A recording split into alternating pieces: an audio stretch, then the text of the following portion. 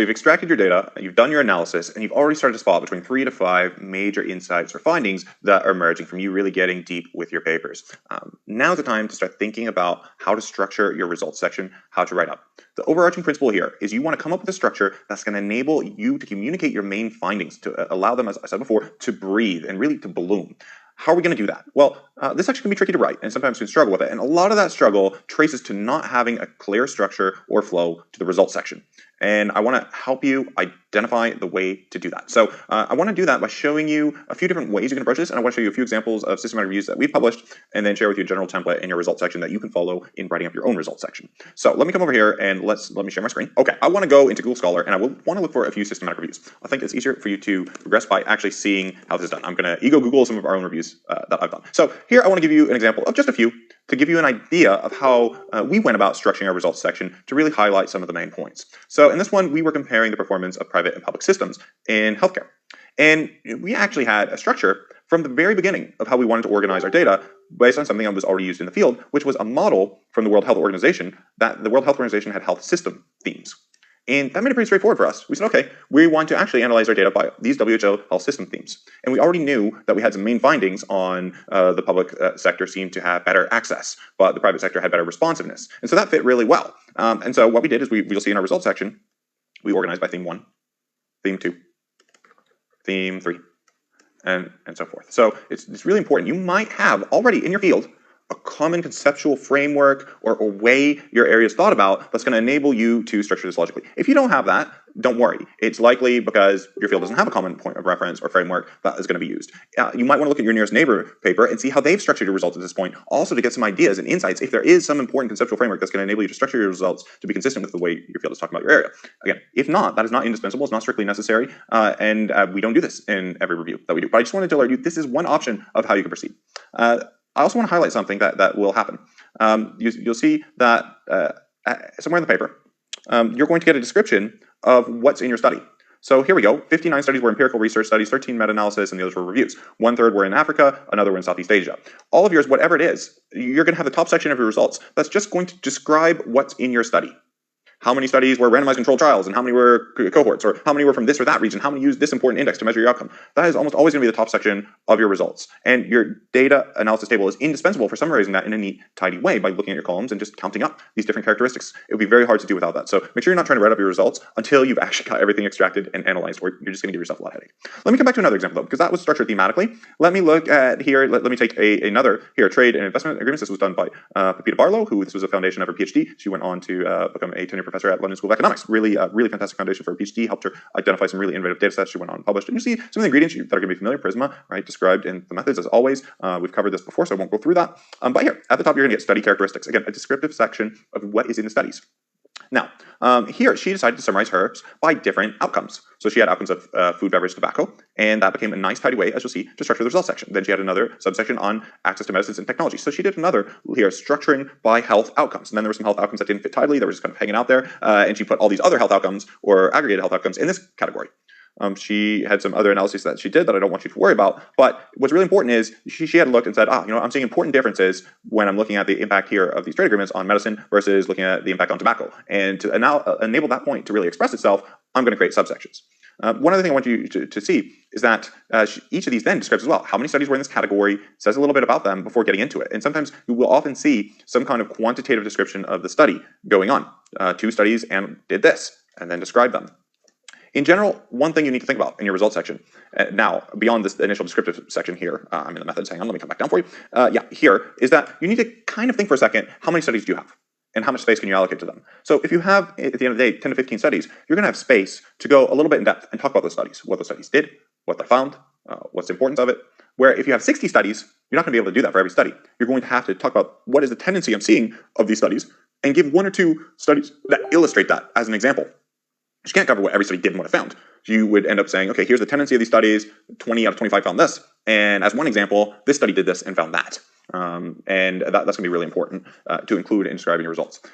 So right now, though, I want to come back and really focus on you getting these themes right, and then we'll talk about how a little bit more and look a little more closely on how to describe your studies in each theme. So let me come to a couple others. As you can see, we've done quite a few systematic reviews. Here's another recent review. Let's take a look at this one.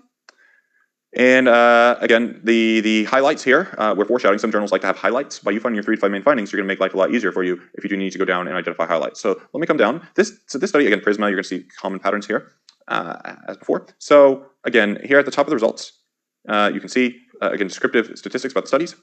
And some signposting about how it's structured. So we're going to talk about communicable diseases. And this one, again, is organized in different ways, looks at outcomes, and then looks at the exposures.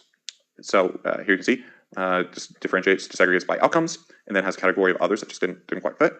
And also then looks at the different theoretical frameworks and disciplines to see if there are any clear patterns emerging by those different disciplines. And in this case, the author usually knew that there were some differences and chose this intentionally to really highlight some gaps in disciplines that she found that there were just some really oversights or lacks of insight in certain areas, and she really wanted to highlight some of those interdisciplinary gaps. And study design.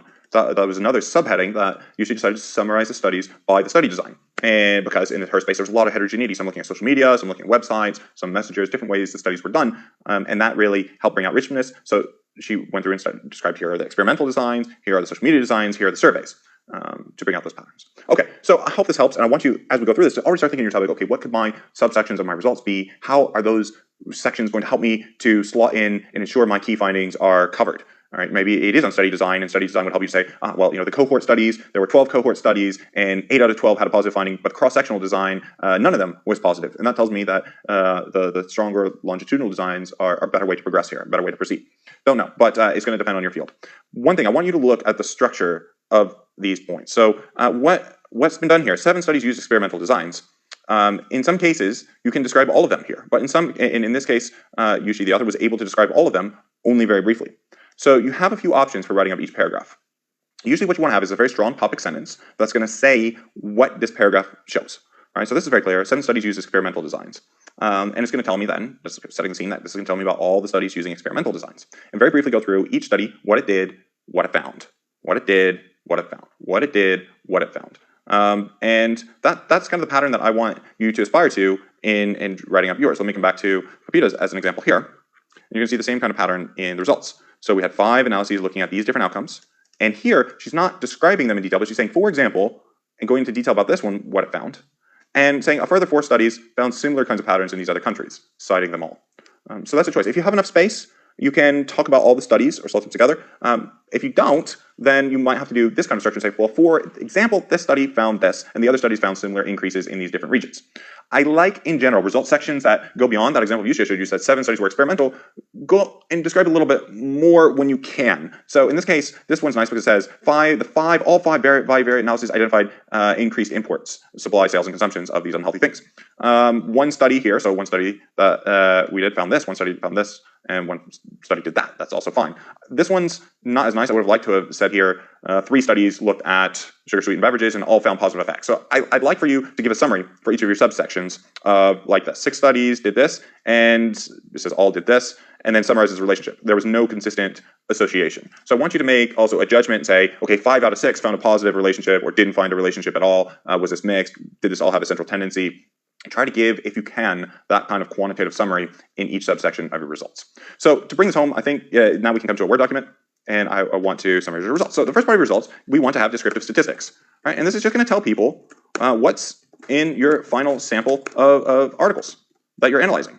And you might want to summarize here, definitely covering your PICO elements, right? How many were from X country? So you might want to describe by the region how many used which theory or which outcome, which specific outcome. And maybe you want to say the main patterns of results. Most of the study, 10 out of 12 studies were positive, the main patterns. So your first section of your results is really going to try to give your readers an overview of what's did not want to do that. Well, what's in your study. Second, now you need to get into your themes, the structures of your subsection. And again, we've given you several examples of what you could do, but we can't really prescribe that for you because it's going to depend on your study. So if you have a conceptual framework,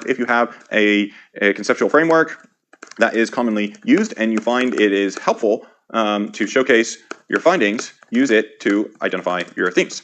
If not, then draw from what you began to observe when you were analyzing your Excel sheet. So if not, don't worry. Just use use a structure that can enable you to show your main findings. So again, in the previous video, we found that cohort studies had different patterns. So theme 1 might be I'd look by study design. And then I might say cohort studies. Right, so cohort studies, 5 out of 7 cohort studies found that there was a strong and positive link between intelligent tutoring systems and teacher burnout, hypothetically.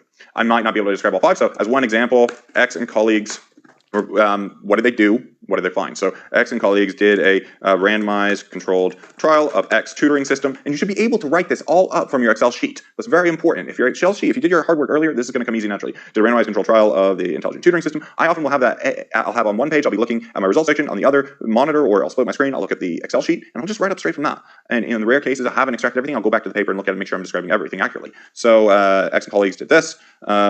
The randomized using X intervention and Y control groups to test whether the X, whatever the name is, the Cobra system increased the risk of burnout, measured using the Maslow index, something like this. It described this very simply. They found XXX. They found that there was a strong link, or whatever they found, and then say the additional, similarly, the studies of X and Y, and you can cite them all here, found similar. The studies of X and Y found similar patterns in, maybe you want to highlight here Latin America, Asia, or maybe if it's important for the different tutorings, for X system, the TOTAS system, and Al Gore system. I'm just making up systems. And add your citations here to those papers. When I'm writing up these results, by the way, I do like to put a cite like this just to remind myself later on to go and cite it. So this would be kind of the structure of, everybody should have this first paragraph in the results. It's pretty straightforward to write. Then your themes, you're going to break out your themes and say what they are. Sometimes I like to say as well, n equals 5. Sometimes you can do this. Sometimes it's very relevant. N is the number of studies. So here, 7. That might be useful. It's not strictly necessary. Depends on the number of articles that you have. So have a look. You're going to do this now for each theme that you have. Theme 2. Right, might be the chronic disease outcomes, or maybe they might say by the burnout index, alternative burnout measurements. And here you put in the Copenhagen index and the Maslow index and describe the studies there. Now you don't need to describe the same study in detail multiple times. That's okay, and that's why you'll see these are just kind of overview summaries that illustrate the tendencies or findings when you look at it in different ways. So what you're going to begin to see is that there's this alignment that begins to happen from your results section and the analysis that you did previously. And you're going to report here, again, in the main way. So if you found there was a big difference emerging across these indices, or maybe you didn't, and that's important to note, there's a dispute in the field whether this index is a good way to measure something, that's an important finding, and you would put that here, and this will enable you to make that point very nicely. Because where you're going to come to at the very end here in your discussion or your conclusion, again, consulting your nearest neighbor to know the best way to format it, is you're going to recapitulate those main findings here. It's the very first thing you're going to write up in your discussion. So you kind of want to build up to that point. So again, I want you to definitely have this, and I want you to have 3 to 5 subsections. It depends. I mean, I really like having just 3. I think that's easier, 3 with these sub descriptions. But I wouldn't go over any more than 5. If you have 10 or 12, you're going to have a super long result section, and it's going to be very hard. You're going to have to cut it down and collapse things into tidier categories that can fit everything. Otherwise, you can't have a 10,000 word systematic review. It's just not going to work. So again, think about the space that you have. If you have about 30 to 60 articles, you're probably going to have to do this for example method. If you have less than that, you might be able to go into detail about each study. So just calibrate and know where you're at. I hope this is helpful. This is not an easy section to write up. And so don't worry if you find it challenging.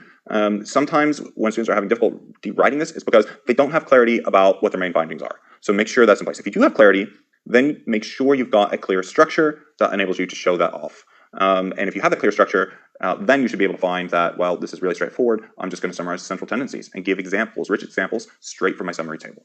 I hope that's helpful to you. Make sure as well in the results that you have somewhere here, say table X summarizes the included studies, their design and main findings. Some statement like this, and then you'll have a table 1 or whatever table number it is about here. And I can't spell there, let me fix that. Usually you want to summarize something like that in your descriptive section.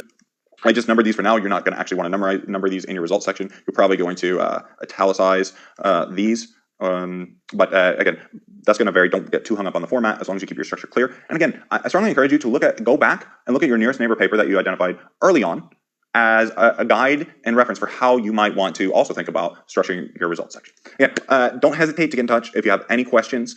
This is a really important week to get right. The later stages are going to involve then really just writing everything up and interpreting the findings, writing up the conclusion and the introduction next. And so it is common that you might spend a week or even a couple of weeks on this step. That's perfectly okay. That's perfectly normal for each of you. How much time you spend on each step is going to vary ever so slightly.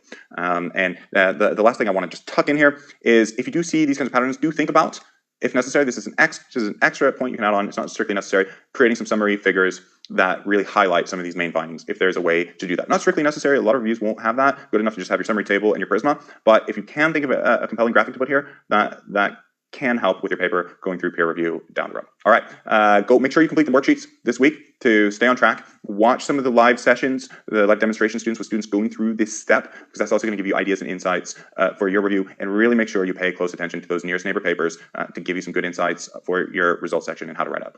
All right, look forward to seeing you in the next video.